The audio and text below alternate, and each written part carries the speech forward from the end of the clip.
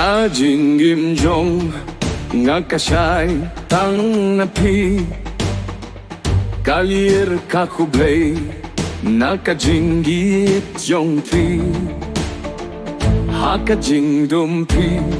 long kakluar jong da Kajinggim kaong piday tang jong nga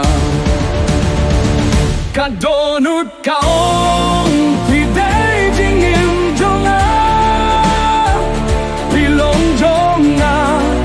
Bat ngang long jong pi Yung don bala Ban pin jingay ang i Kominsin jong nga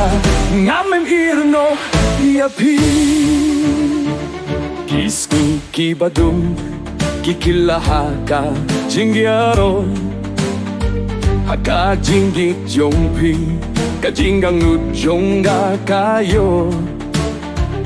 Kajinggim jong iarnut kadei kabaklem dawai Hajinggim kadonut kaong Pidei jinggim jonga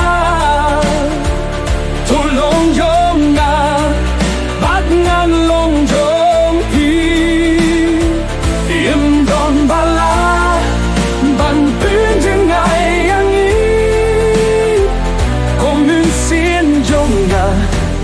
Irno iapi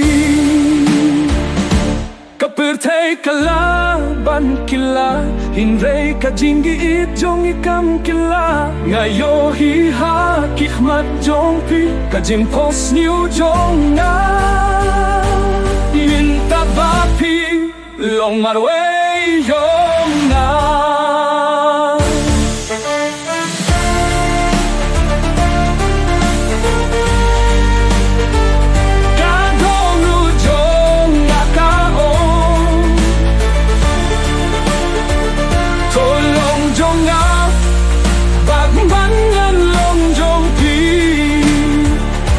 Kasi kabat may ngandang iapi Namarmin tangala kular Tangan long tang jong pi Ko bay